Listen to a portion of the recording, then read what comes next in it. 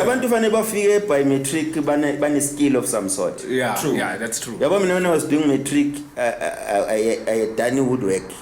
Already I had a skill. Yes. At the back of my mind I knew ukuthi ngiyalishaya igodo baba. Namanje khona in beauty cabin. Yeah. Engayakha ngenzo matric. Yeah. It's got a mirror, it's moving, it's got 2 drawers. Yeah. You see? Yeah. It's something I can do. Any point in time nangibona kuthiwa sebangixoshile la education emva kwale interview le. Hamba ngothenga isaha. Welcome to the revolution. Decentralized.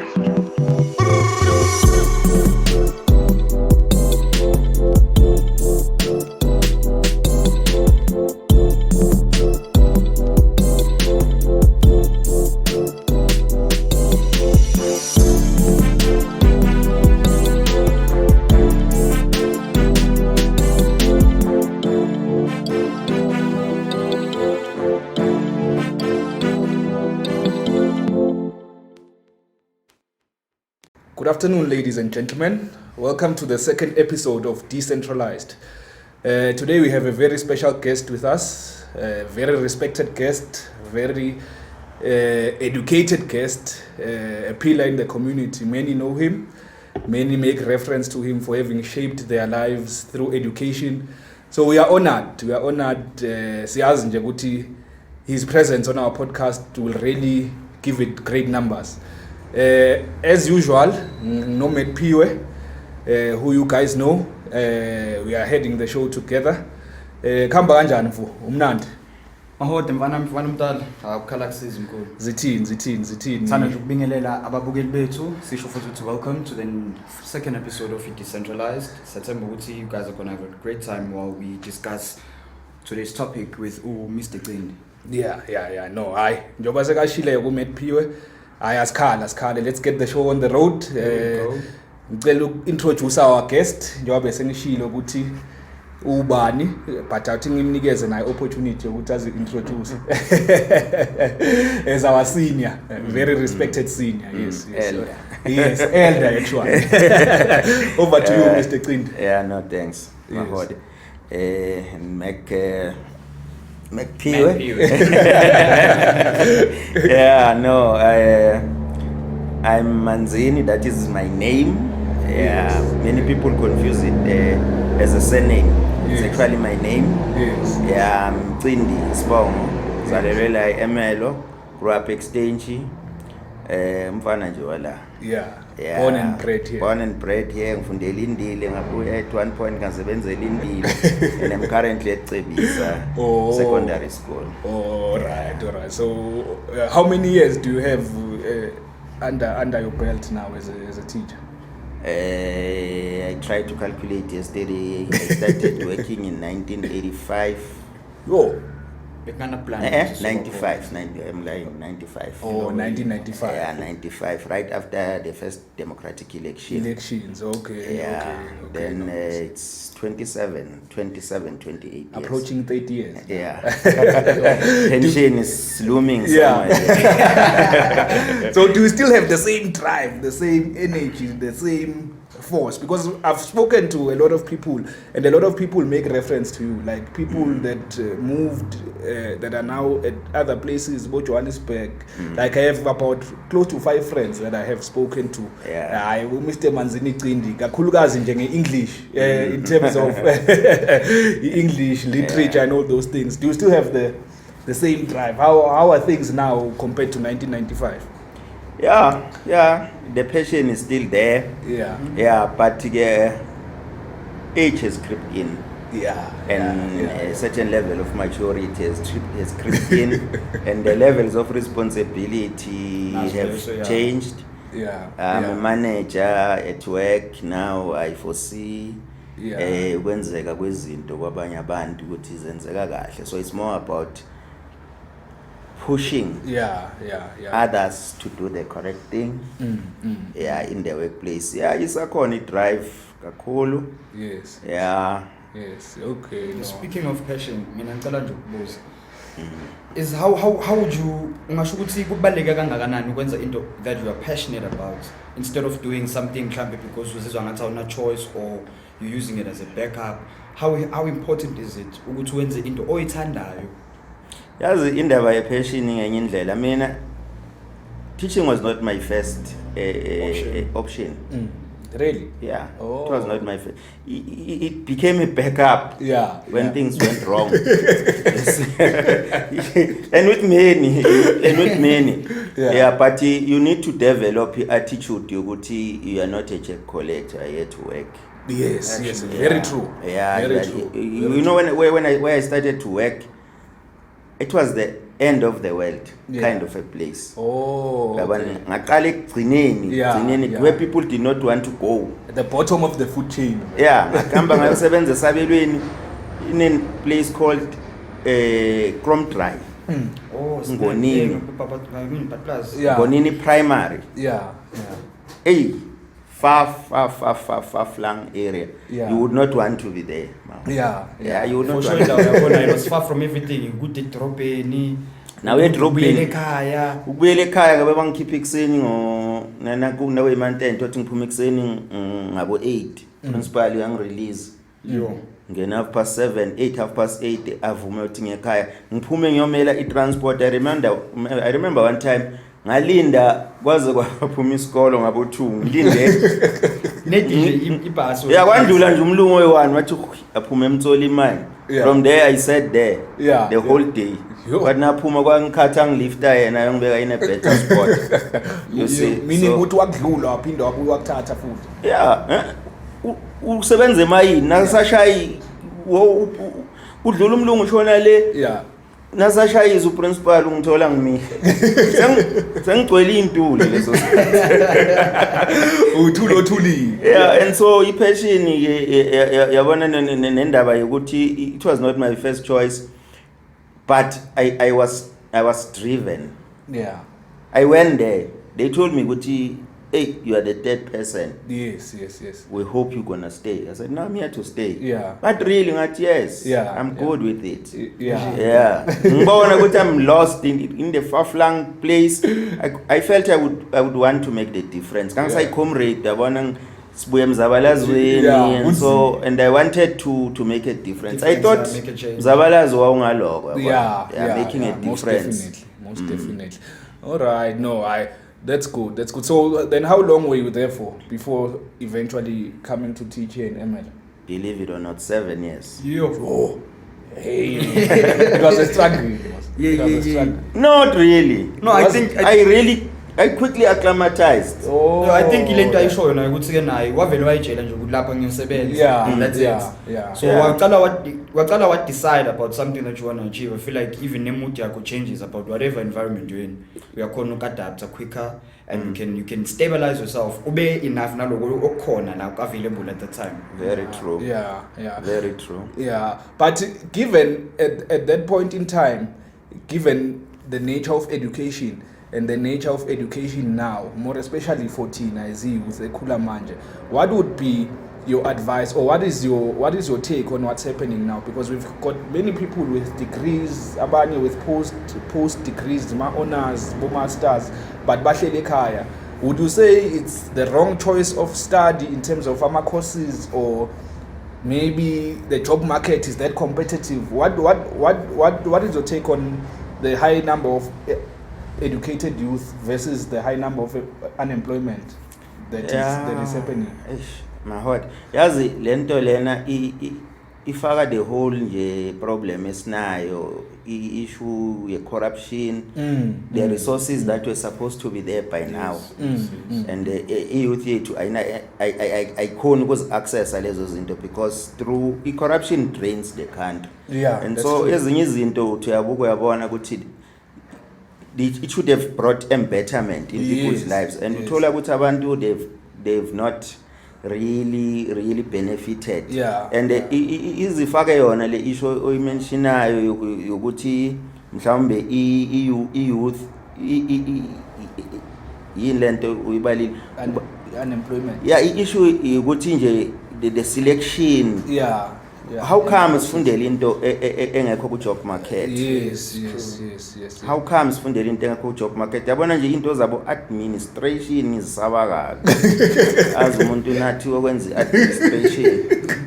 Eish, yazi I immediately lose hope. Spending money at university into ukuyifundela mhlambe kulama institution lawa aseduze ku GS. I think you'd be better off than ukuyele kwenza degree. Administration ngiyayisaba mfethu. No, I like how realistic you are. You are very realistic for umuntu that was born in the previous dispensation, our parents as well, because I always say this to people nami ukuthi nami kunomuntu nje makaqala amention igama lekhosi yakhe ngivele ngikini ikhanda noma ngeke ngimtshele ukuthi ndoda hayi manje sekuyabheda ngivele hayi khona zizokhala la. So what you are saying is basically nokuthi nathi ama choices esiwenzayo when it comes to studying. I was about to get to that point ukuthi nathi sinephutha because things like aptitude test, especially matric, finding out what you're good at, finding out where your strengths are, finding out what would fit, would best fit your personality yako before making a choice on what you want to study and all that. The fact that some resources as now are enough to able to be enable us to do lama test lawo. I understand. Mhlambe kube ne government sponsorship. It's any school anywhere ama matriculants they'll get a sponsorship. And the bazowenza ama-aptitude test to develop their traits, their interest, their personality, kumeshe nale job abafuna ukuyenza. I mean ngeke ukuthi you anti-social and umuntu shy but ufuna ukuba u-DJ, ufuna ukuba sesikoleni. It's not gonna make sense. So we should zame as much as Mr. Cindi shilo ukuthi as a youth we don't have access to these things. I understand ama resources are very limited. But I feel like if there was a way, a chance ukuthi sikhone ukuthi nathi sizazi ukuthi hayi mina ngikude ngezandla indaba zeincwadi vele akusinto zami ngikude ngezandla develop lokho have do a skill ezokwenza ukuthi ukhona ukusebenza ngezandla zakho so you can make a living. Ngeke ngayibona leyo nto leyo yazi umuntu afunda azayiqeda i-degree. I've got a relative of mine wenza i-degree wayiqeda civil engineering asayiqedile wabona ukuthi it's not what he wanted in the first place. You can imagine such a brilliant mind. You see? What a waste. He had to go back to school. That's enough. He had that drive, and he was gifted. So at the second time of asking Wenza what he was passionate about. It was another degree in engineering, but this time something that could relate to his lifestyle. Because now it was more about the lifestyle. Found out good now. Engineering, he has to travel distances, stay away from home, things like that. And now he had to find another engineering degree that will be more or less centralized around an area where you can develop and have a family. I ngiyakuzwa Mr. Cindi. Then for you personally, what really led to education? Was it something that was orientated around the family? Or Wuti Ubuya from a family of educationists, because outside I was telling you Wuti, I was very close to the late Nkulmalai. He was an educator. My father was also a teacher. So did that play a role in your decision to become an educator as well? And do you maybe sometimes feel what you are in their shadow as former teachers that come from your family, or are you also paving your own way now in the field of education? That's interesting. To be honest, it played a role. As I have said, it was not my first option. My first option was to do forestry, a career in forestry. You see, and I tried to go for all Lama test, Akona, and I failed. Hey, really? And I failed. They told, but it was more about apartheid. I was asked questions like, "Wage wambona umuntu omnyama forest." So what a racist question! It was a very discriminative type of I was interviewed by an Indian guy. He was very frank with me. And he said, "Your test suggests that you could make a better lawyer or something oriented around that field. Instead of being a forester. Forester is a career in forest. You see, you work in the bundus. I just liked it. We had these booklets. Teacher Rice Niggas on, Teacher John Mdebele. Yeah. Gave us those. I was doing woodwork among my subjects, and I paged through. I saw a guy who's a forester, riding horses, others in helicopters, fire control, mahlathini. So automatically avusa leyo interest. I saw myself there. So into esemakhaya kahle kahle bengingayisabi ngako lokho. I just had that thing ukuthi amaplazi awangiphazamisa kakhulu. Yiko ngahamba ngayosebenza emaplazini. Especially when no one would wanna go. Washeshwa acclimatize. Ngasheshe nga-acclimatize. All right. So then what then led to the short left ukuthi ay nayi forestry awuthini sale I went to university ngiyokwenza my second option, which was the social work. I failed. For the second time. I went there, I failed. Did not even get the results. I failed. So now you having failed, came back. I regrouped. I stayed about 3 years in life. But I had good metric results. So I that's what I always tell my learners. Yes. Hey, you need this metric, man. With all the corruption and everything that is happening, they don't take it seriously. With all what is happening around you need that certificate so that you can complain. That's what I say. Not that you're going to get a job or you're going to. It opens up opportunities in a way, but you'll have a voice to say nakuthiwa kuyaqhashwa eMerino Mall nabathi abanometric abasondele egedini uyasondela bathatha abanye, but you can complain and say but nami nginawo. Ngithanda ufuna umetric now. And say and then speaking of which, kwathi ngesikhathi kuvulwa imall nge-27 nabantu abastrikeayo bathi hayi nabo bafuna umsebenzi, wavela umlungu. I don't know whether bekuyi-stakeholder inside lapha emall.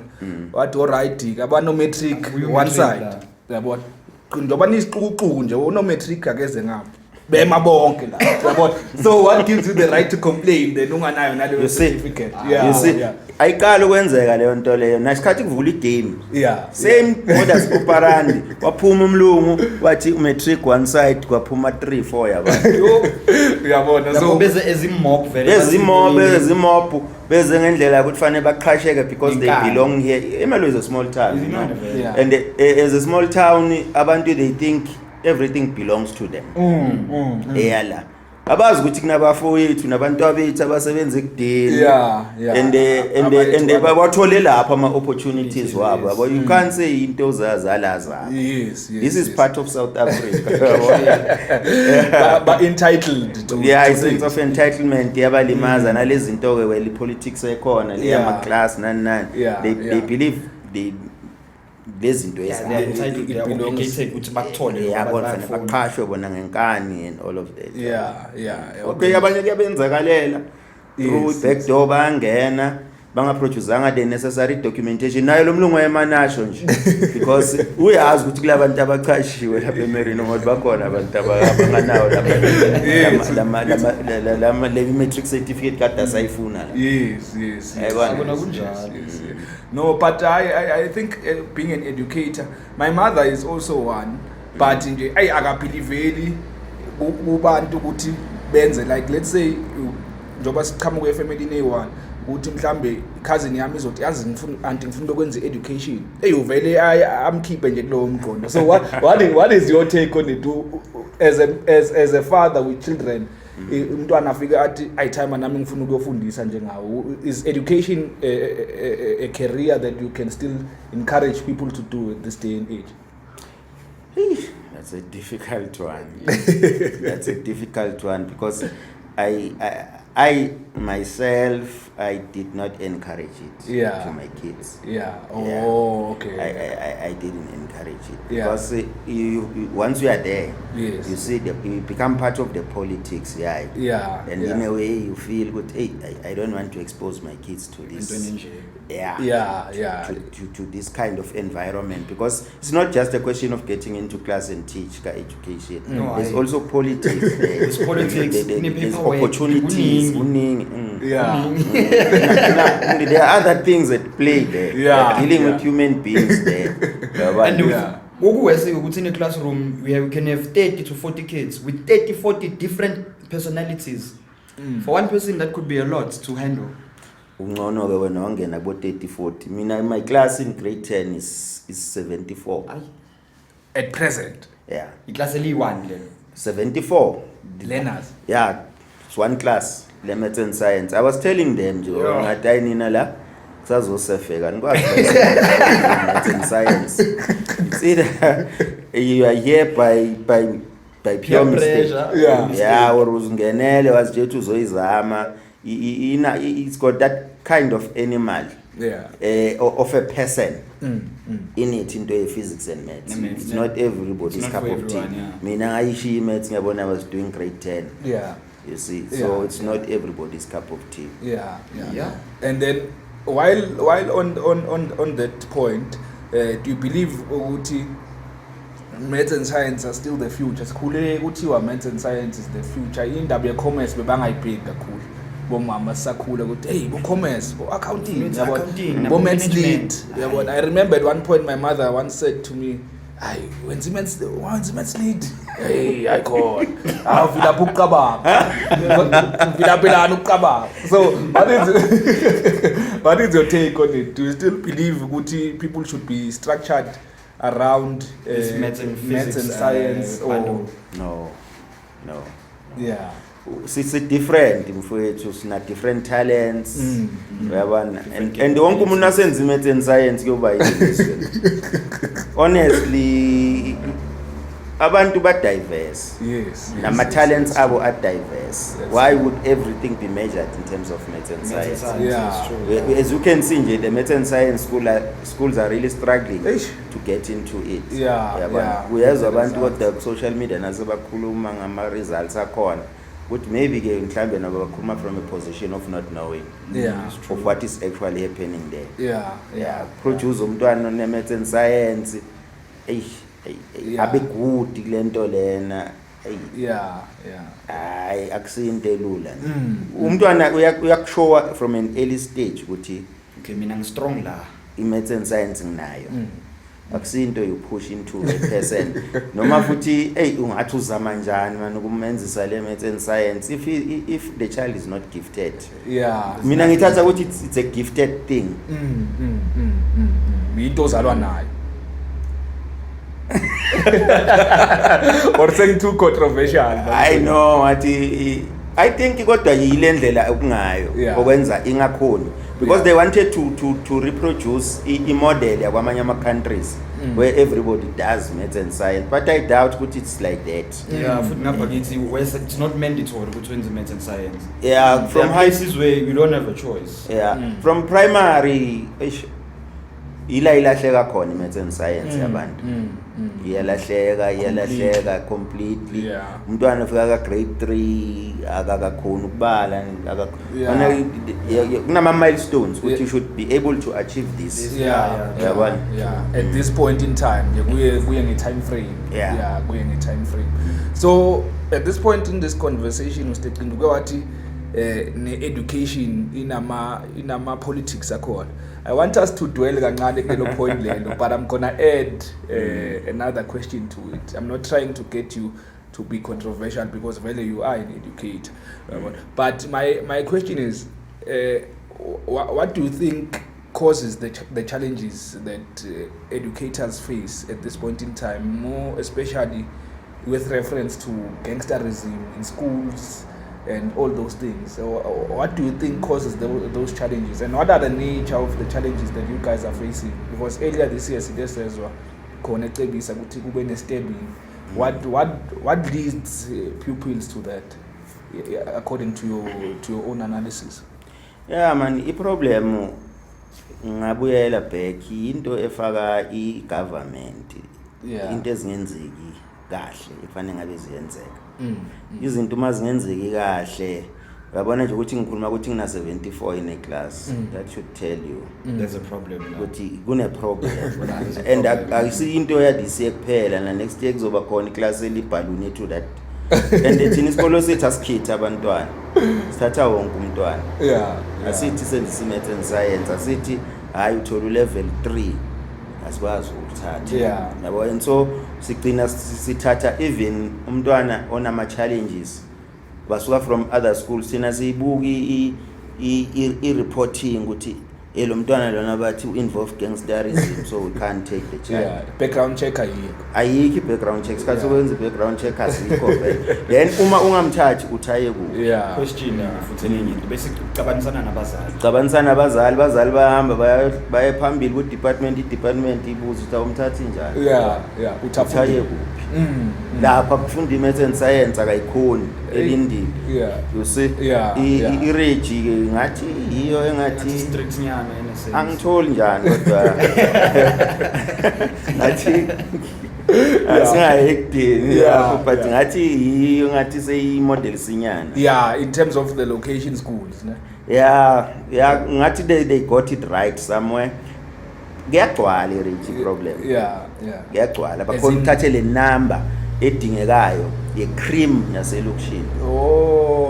Okay, so bawine ngaloko bahle. Bawina ngaloko I reputation shoot le scholars zange disrupteke kakhulu from one leader to the next leader. SMT yakhona kube ne consistency nje yabona the current principal yakhona yabona yakhona nje ukuthi izinto zenzeke I build up from the previous one ngoba enye into lama change yabona ihamba lo principal ongena lo principal uza nama styles wakhe abantu baba disgruntled in school then you end up in a chaos.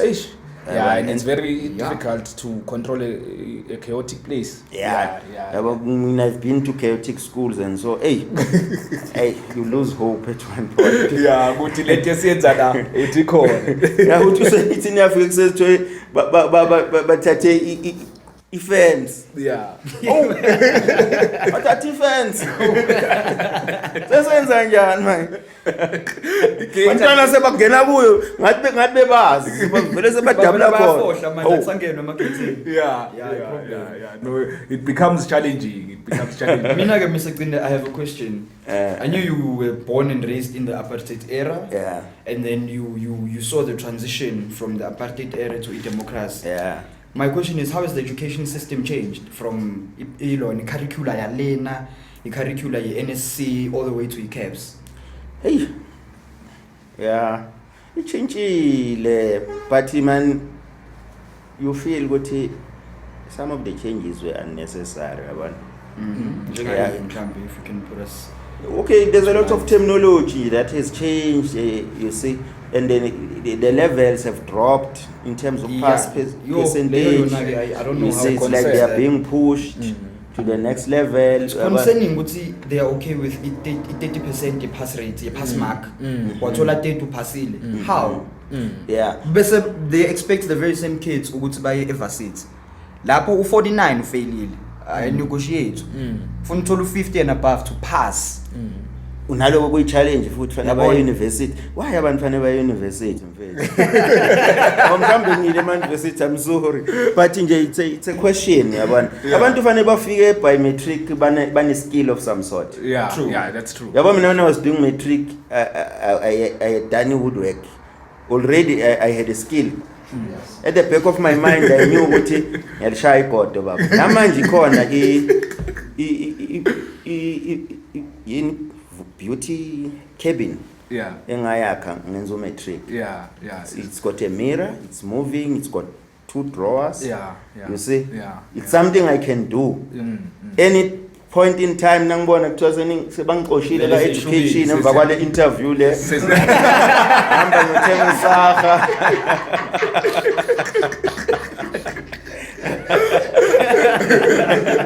You may never know, but you can rub people the wrong way.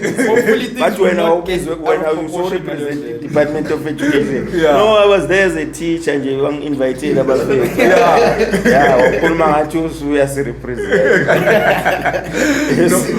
No, so I like the point that you are making, Oguti. And one of the main reasons bengisakutshela before siqala ukuthi it's intuition that led me to inviting you here. And one of the main things, we are very realistic, you understand? I grew up in a family whereby, and I'm bakhuluma now bias the controversy, but I grew up in a family whereby value education was shoved onto you. No one would have said, down your throat. Not a develop skill. They were like, by fire, by force. Only certificate ekufana ube nazo noma bongathi mhlambe upassionate ebholeni or upassionate la abakusize to sharpen up your skill uzokhona ukwenza a living. They never looked at it in that way. So naloko is a challenge. I think it's one of the main challenges nje esinazo ukuthi people are stuck in places la bangekho passionate khona because bebenzela abazali bafuna degree manje sengistuck nalento uyabona okuwese ufila ngathi isikhathi sakho sesimoshekile because okay fine you have this thing now and you're not getting anything out of it. Le paper lukhona fail, you're a qualified educator, you're a qualified CA, you're a qualified admin clerk, whatever. Kodwa nje iproblem ukuthi awuyithandi and lento wena obuyithanda bazokutshela ukuthi hayi lento ayinamsebenzi or ihobby mos lento leyo. Like me personally, that's what my mama used to say. Because I wanted to be a chef. Nje from grade 9, grade 10 I always saw myself wearing an apron emhlophe, gqokela isigqoko esimhlophe, ngizingama garlic lapha nama onion. But hayi leyo lento leyo ihobby. Bazikuka bona. Manje ngoba ngihobby lento leyo. There's no money lapho and uyohlala ungekho, you're always going to be away, uyohlala busy, we're working long hours, uzokhona nayo le question. But uzokhona kusebenza 18 hours ngelanga. Bathe ibalansisa nawe. Sabaqalile vele lesito bokuthi ayiplanta lana bayifaka fast ucima nje fast leyo mlomlilo loyo. Ngiyakhumbula ngitshela umkhulu Vandas ngicede ukintroduce to him. Hey manje le ndoda yona ithi mayiqeda yenzani lapha esikolweni yini passion yale ndoda hayi ngitshela ukuthi hayi le ndoda ithanda ukupheka ufuna kuba i-chef indoda ephekayo uvuka nje kuseni umsebenzi wakho kube kuyopheka njengendoda yabona so it comes to that point yabona Mr. Cindi. So another question that I wanted to ask you ukuthi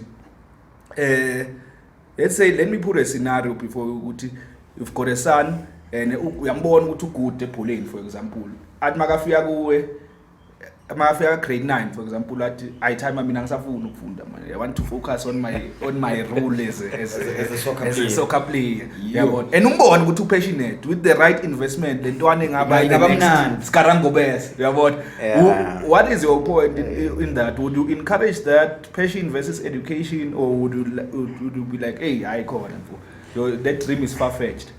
Hayi balekile Mahode ukuthi uphinde ube na something to fall back on. You can't have one plan njengento efana nje njengesoccer.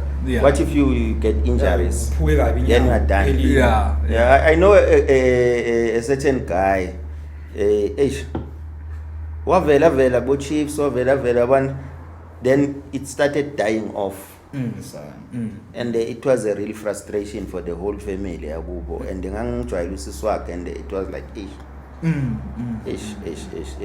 akasinceda njani manje uyabona bayazama ngapha uyakuphi akulungi ngathi naku ngapha kuyalunga akusalungi futhi yabona le backdrop ukuthi uyofola phezwani when things go wrong. Your passion is equally important but at the same time need to be very realistic. Emelo is a small town. And lama opportunities amanye awekho and bazali abakunderstand ukuthi mhlawumbe ungaphuma ugcinwe something uyichef eJozi la Emelo ungaba ichef elambile ayibona chef enganama nakhona ngeke chef phesela na uzoba nje behind the counter in a fancy restaurant making people food and no one would ever acknowledge you for that. Strange. Not that I undermine that part of the job you see but you end up where ngaleyo nto le and especially on the backdrop ye family efundile yakubona they don't understand it ukuthi nama I wouldn't understand it at least matric awube in the belt ube good uphase kahle you know ukuthi you've got something to complain with then you move forward ke but ke kubanzima nasekungathi bakuphusha towards a particular path. Yes. Kufanele bese uyayi-open up that room ukuthi hey ufuna ukuyohlekisa abantu comedian. Imagine nje umntana akhe ufuna comedian. And akakuhleki yiso esikhathini kuba ngcono umuntu ohlekisanayo vele nibone nani ukuthi hayi comic yalandlini nani niyayibona mhlawumbe uyahlekisa kubangani bakho yabana la khaya be reserved landlini you guys are not convinced ukuthi you can pull it off being a comedian. Hey nama jokes akho nje uyabanyanyisa aba-irritate landlini yabo or majoke akho mhlawumbe adipunyana yabo for them to understand comprehension bese kuba i-challenge.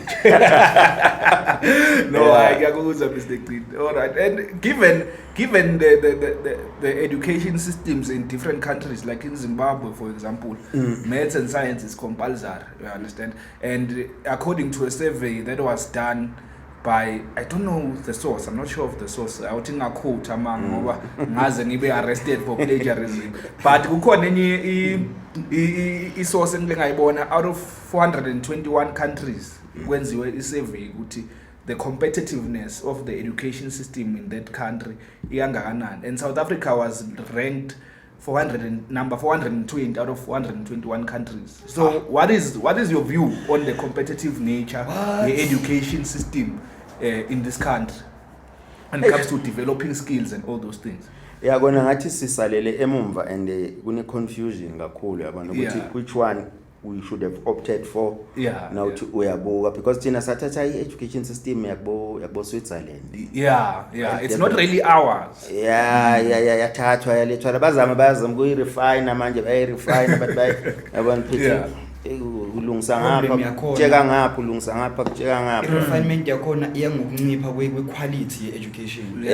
Manje uyabona futhi ukucompare nabo Zimbabwe man, I don't know ukuthi is it really a good comparison yabona because thina sikhule sazi ukuthi eSwazini ine good education system. Yes, because people there could speak English yabona. Ngiyakhumbula nje kunesihlobo sasikhayi sinofika khuluma English baba nami ngifuna ukukhuluma English abotweng abantu baseSwazini you see but ngathi they've got a formula. Why we didn't go to these countries siyolanda i-education system ngoba more or less siyafana nayo nabo Zimu yabona but siyolanda education system efuna ama-resources. Le education system nayo ina problem efuna ama-resources bantwana eklasini babe 25 yabona yonke le nto leyo supposed to be one teacher to 20 to 30 kids. Ngile nto eyenzekala kubo esikole nabo Lekbron yabona so bona kungathi they are having a smooth ride. Why? Because the same education system but ngapha yasuyisa thina you see no ngiyakuzwa. So angazi ukuyicompare iyakhoneka yini ukuthi siri nobuka nje le nto ezenzeka in our country can the economy the ratio teacher learner ratio then you want to introduce an education system then you compare it with one from another country. There's something I've never been to Zimbabwe so I can't really say what yini education system yabo ibe better. Yes. I mean if I were to change things right from the onset I would have just said let's train more maths and science teachers ngoba sifuna ukuthi create that field of sphere yabona ku-education system lokho kunye singathemparishi nako kakhulu si provide ama-resources angithi under apartheid whites were getting more money per child angithi i-budgeting yakhona iba based ukuthi how many kids do you have in a school then babasho ukuthi per child is 30 rand per child then times it with the number of learners as an example yabo so ngapha izinto ofanele zilungiswe utrain teachers yabona okay thina sasihola kancane under apartheid more than abelungu bahola kakhulu females were earning izinto kwafanele nje zilungiswe fast lezo then lokunye lama changes introduce kancane because they are drastic aba-drastic kakhulu. Getting hard with keep up. Even now abantwana mina ngenze i-NSC from preschool all the way to grade 9. Grade 10 by introduce caps. Graduated like matriculated the first group they the caps. And the transition it wasn't heavy because I was being from the EHS. So the resources were there. I was able to pick up quicker.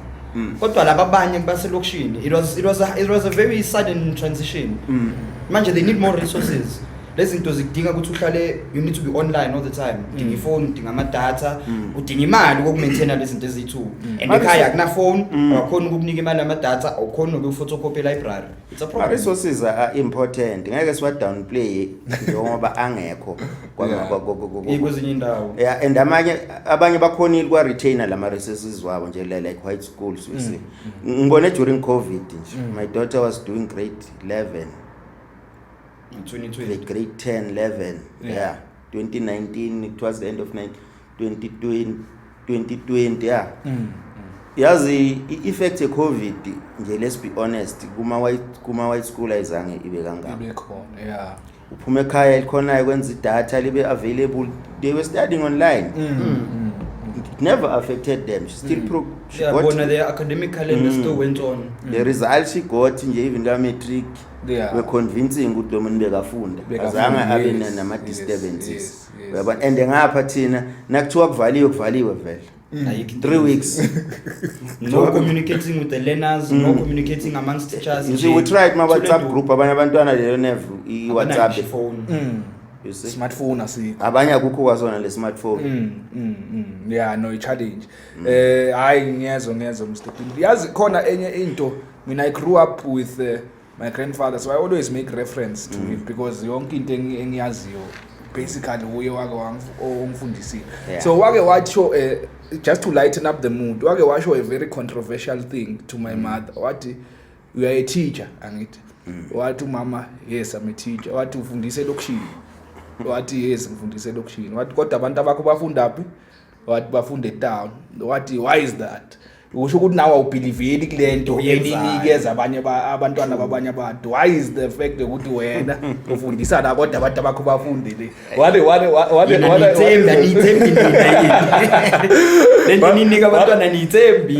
thoughts on that statement? Is it controversial or do you believe, not to say that I'm downplaying teachers, no, more especially baselokishini, but I found it to be a very interesting point and a very interesting question at the time.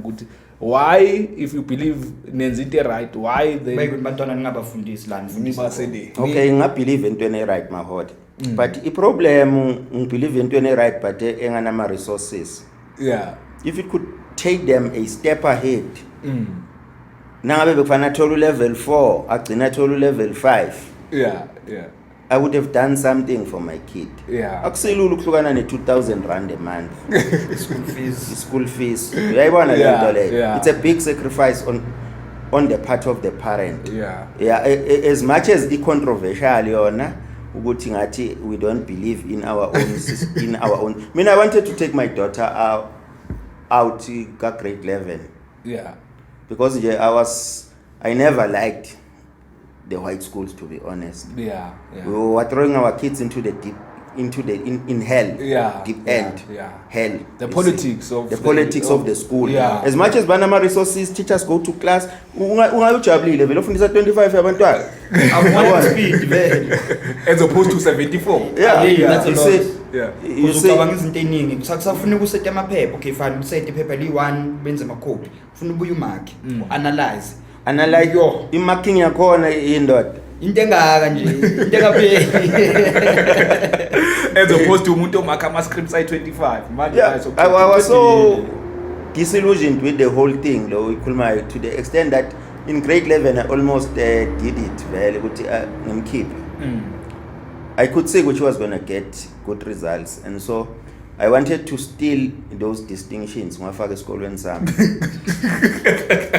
Oh, you wanted to steal them? Yeah. They did all the work and she was going to matric. Manje uvangene kwesami isikolo onke lama distinctions wabale balaphansi kwebandile yeah but kwasema hey le issue yama resources ngathi ngiyayibuka the toilet nje itself number 1 so in infrastructure nje nayo ngabo uzongizonda lo muntu especially after some exposure to this type of lifestyle yeah and the entire and nothing else I really wanted to do that I know so ngase ngithi ay kodwa ke sesifikile ekugcineni let's not spoil it let's not spoil it as much as controversial as it may be but issue yama resources le kolona zingathola lama resources lezi ezinye igolo ezinawo then singaba on the same level no shintsho singalibona lingaba drastic for the better when ufikile esikolweni sami you know the place you see koma impela I would think mhlambe ngiyagxeka or anything but I'd have a very tough time as a learner lapha nakhona ngikhulunyiswa ukuthi angithi I was in a very different environment back esikolweni i-environment mina ngikuyo the standard engazi ukuthi si right sihlukile kunalesi ngasibona lesi nabantwana ababona ngathi hayi isikolo nje yabona mina there's a lot I can pick up ukuthi oqala ama toilets kunje kunamahanga amnyama kanje ma lights awekho sometimes ukulokulala nje nanga lonke kunganagesi ugesa ukho isikolo sina isikolo sina gesi yaphela iviki ungekho isikolo asina gesi meaning amakhophi kunzima ukuthi enziwe again lama resources amancane abazama ukwa utilize they still get crushed yabo thina esikolweni bengeke bakutshitha kunagesi asikhona ukwenza amakhophi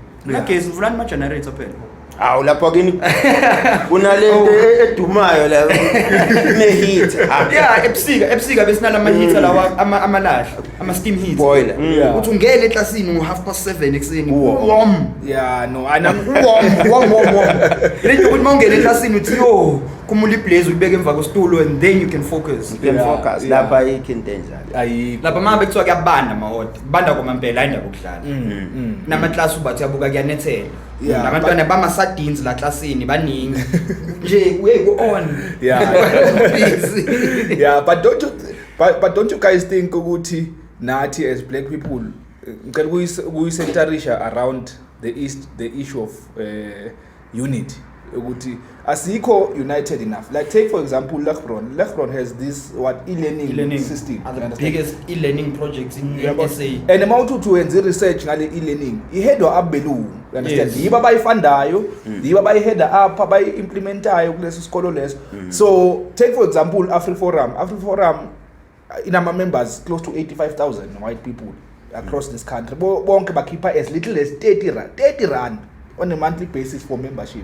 So don't you think ukuthi in terms of trying to garner or get resources ukuthi singaba nento yethu sort of like a group nyana or what a collection nyana esiyenzayo for schools in the location because from what I'm getting from you guys masingalungisa le ndaba yama resources then we can get on the level yala semi private schools so don't you think une group mhlambe singayicreate ukuthi membership ma members asecebisa ama members as little as maybe 10 rands baningi la and it's predominantly it's us black people yeah possible and it will be a great idea be well managed be ne accountability because that's where the problem because I was about to go to that point ukuthi inkinga manje khona bazobona le izamba zemali zama donations to make isikolo ukuthi sibe ngcono and then kunemali ethizeni lapho nje ezoya for my personal private use yabona say corruption bese after i financial year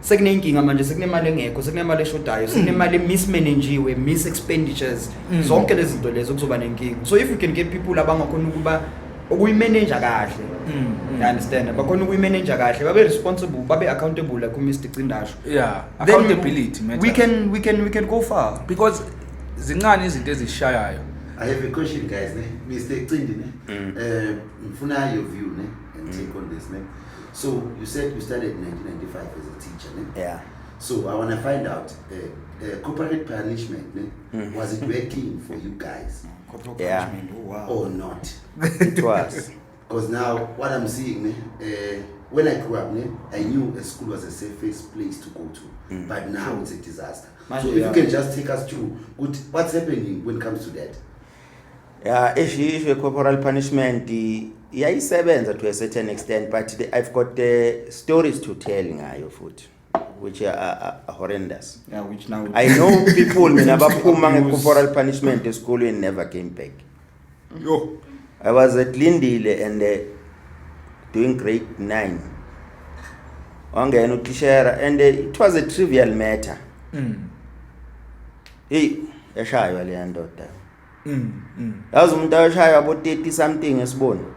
Yo. Nasuka lapho the window was open. Umnyango uvulekile emengasemnyango thisha administer i-corporal punishment. There was a lot of anger kule corporal punishment. How do you administer it? Yazi wamshaya to a point wena kubalwa kusiya ku 31. Wavele wenqa itafula waphuma nge-first step. Gone. I'm not telling you a story. I'm telling you what really happened. And he left and he never came back. You see, so there's a lot of injustice involved. And the backwana abantu by apply right. As discipline, not as abuse. Yeah, no anger, no what. Yeah, no, I think uqinisile Mr. King, because the point olshilo engilinothile down elibalekile ukuthi how do you administer it, because now abanye abantu bese misuse lento ukuthi no, we're given the right to do so. Kwaswele ukwate from endlini stress yabona from stress sami abantu hlushwa imoto orini yabathi ayidumisa ayicabanga when busy yarasa yabona class of 74 nje ungabaqeda musu ababulala ngenduku and uyayibona ukuthi yayiphinde ibe ne negative side elikhulu, but at the same time yabona it was working. For example, issue nje ebeyikulula ukuthi ihandlisheke beyihandlisheke because abona punishment I think ikhona looking still at the sense of discipline. Not really discipline. No, it's more about fear. Yeah, in a sense of yabona ngangayenzi homework yagcini ngizongidabula kusasa lo. Yeah. So in your head vele uba program yazi nathi ngenze le homework. Bottom line homework yenziwe awushayiwe. Done. Lapha manje angeke homework yami wayengayenzi. Eshemema abantu bempisi. Khohliwe. Se manje ngenze njani bempisi? Hamba ubiza umzali wakho uyabuya akabuyi naye futhi. Then yabona ukuthi it reaches a frustration. Umshaka wakho la machances zokuthi uboshwe sese waphakeme kakhudlwana. Ngisho my daughter at one point came back from school, amshayela utishera wakho kula from model schools. But I knew it was for the right reasons. Say beniwe. So ibheniwe said okay. Tishera bese kufika a point like dinga mshayela. Lasidinga ukuthi kulungiswe bese kufuna induku. I know. I guess. And then the issue of, I want to touch on the issue of safety, more especially in township schools, because siyezwa kuma social media kuthiwe mhlambe Elena ushaye teacher. There was this post I saw on Twitter ukuthi teacher washaya umntwana wasuka lapho lo mntwana washona emotweni yakhe washisa imoto faka matches imoto yasha same time uyabona. So the issue of safety, more especially when it comes to educators, because you guys are subjected to many things. Umuntu uthi amdiscipline kanti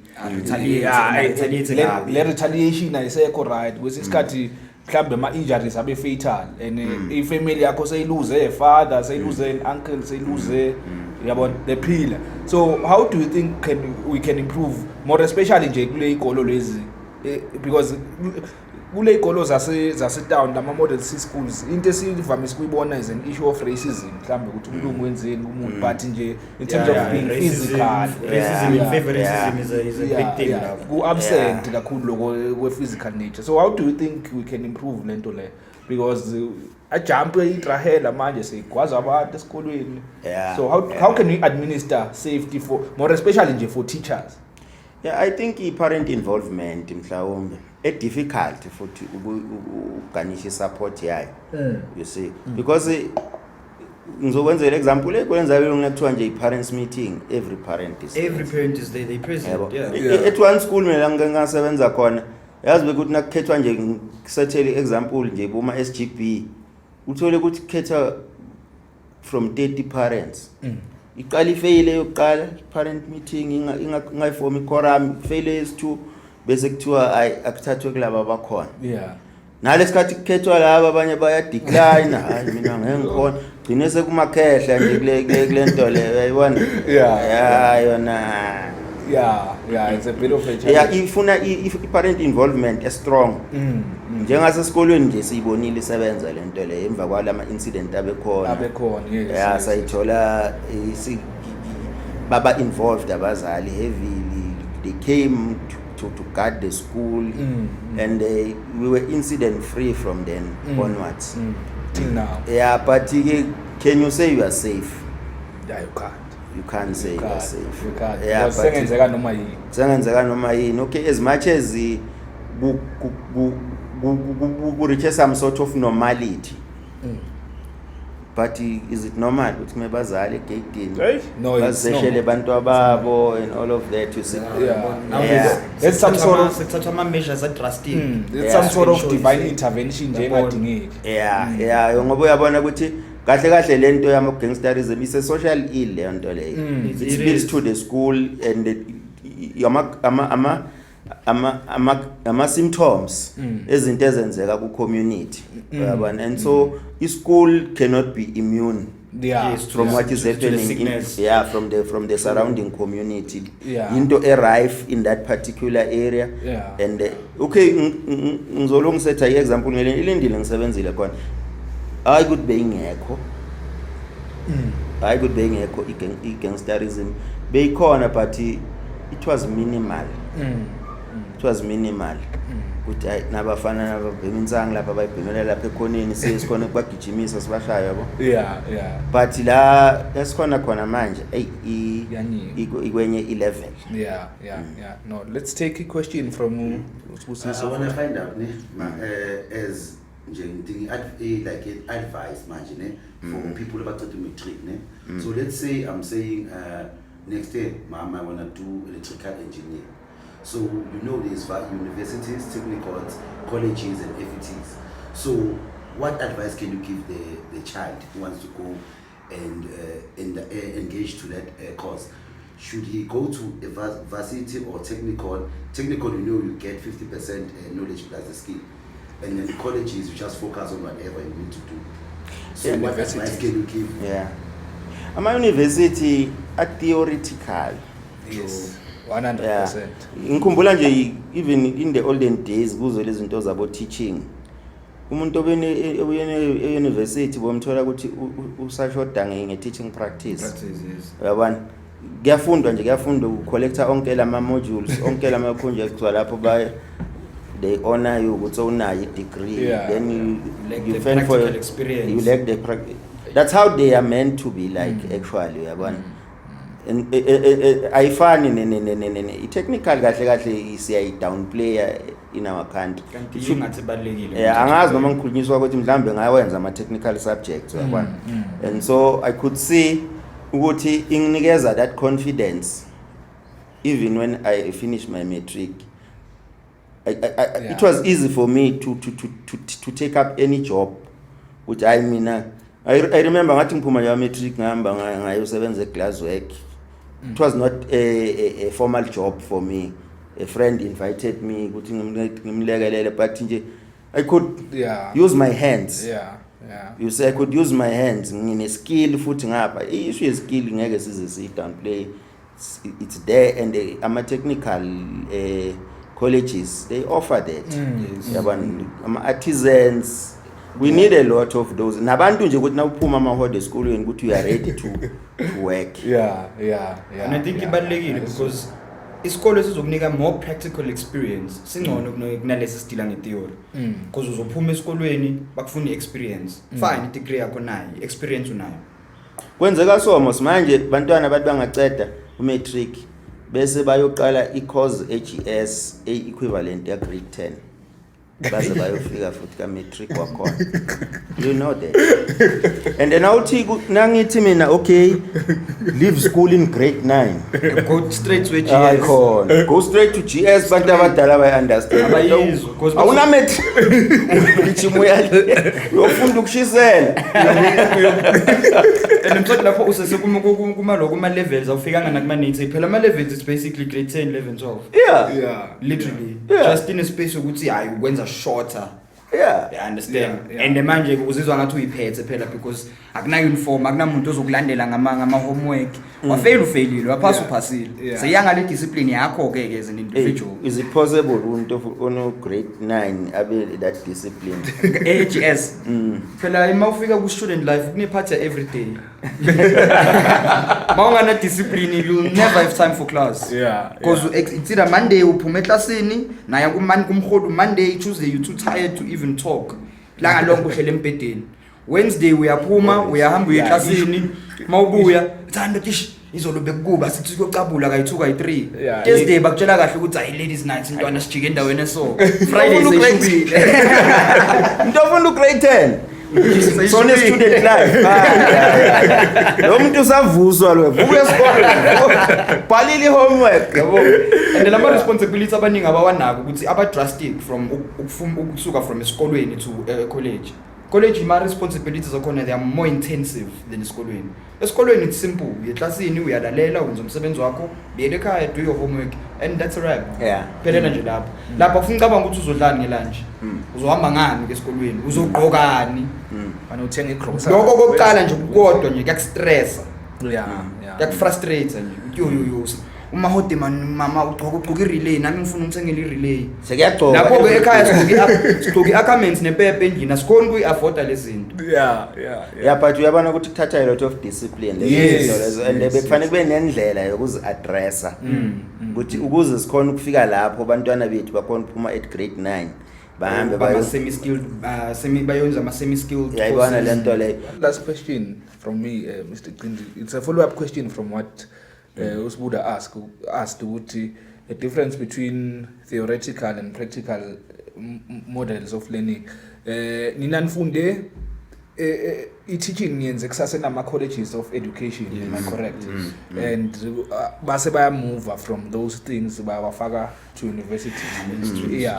Yeah. So a couple of years back iphinde yavuka le debate le ukuthi colleges of education should be reintroduced because those are the ones that produce the best teachers in this country, like creme de la creme yabo teacher babuya khona. So what is your view on that? Should they be brought back or is it fine enziwa kuma mainstream institutions?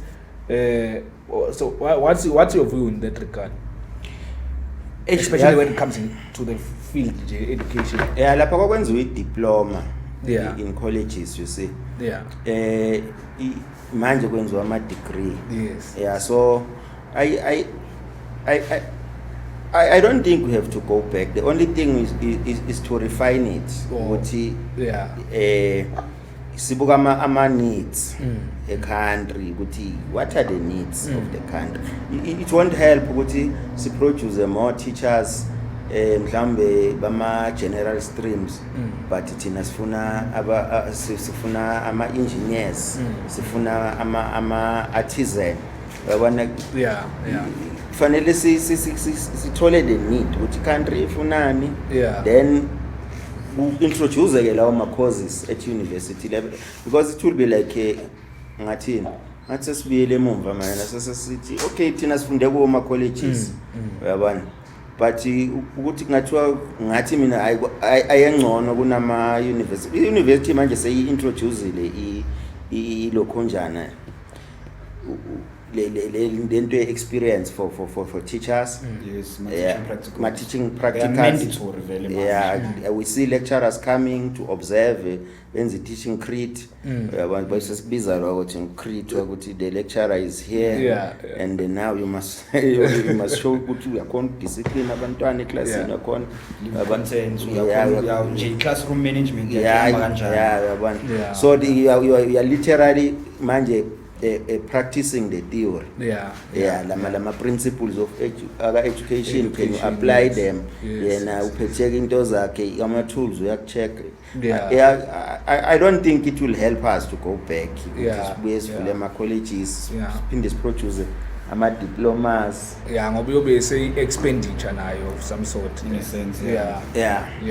No, I ngiyakuzwa Mr. Cindi. No, I know I believe now we've come to the end of our show. Sescoverishe cishe konke bengifuna sikucoverishe. Many thanks Mr. Cindi for availing yourself. Ngiyazi nje ukuthi washo nje mangibhalela ukuthi le ntwana le ngimdala kangaka ngizobhalelwa intwana yang request ukuthi nize somewhere, so I really appreciate it. Mina ne team yami nje sonke siya appreciate. I definitely sure ngizoku-update my drop futhi episode, ngizokunikeza i-link ngi-update nangama numbers. Our first show managed to get close to 450 views, but I'm definitely sure this one will eclipse those numbers. The pressure is on. We need to try and set the bar even higher. As long as going to disappoint our viewers, especially after so much support. Exactly. So many thanks, my good I have no words surpassing gratitude for availing yourself and educating us, not only us but the people that will also watch this episode. I am definitely sure they'll get to learn a lot, and in Kondrabi are very prudent. But any parting words from you, any closing words that you'd like to say? Nami ngasho ngithi ngiyabonga kakhulu ukuthi ningi-invite. I really didn't expect a lot of questions came to mind. But I hope ukuthi we managed to meet the necessary standards. And I wish you all the best with your team. Decentralized podcast. Decentralized. I was even thinking, decentralized. Siyahlukanisa-ke manje. Khipha iphuthu emasini. Siya-analyze, siyahlaziya siphinde sihlahlele. Yes. Many thanks, Mr. Cindi. Simphiwe. All I can say closing is words. Thank you very much, guys. We have reached the conclusion of our podcast. September, you guys will tune in. The link should drop very soon. Hopefully, between Levig and Jeseglona, is will drop a link, and then you guys can officially watch the episode on YouTube. Yes. Other than that, sinasibonga kakhulu ukuthi nibe nathi namhlanje. Be sure. Thank you again for availing yourself. We really appreciate it. Be sure to like, subscribe, comment, whatever you can. Yenza konke. Thank you guys. Thank you guys.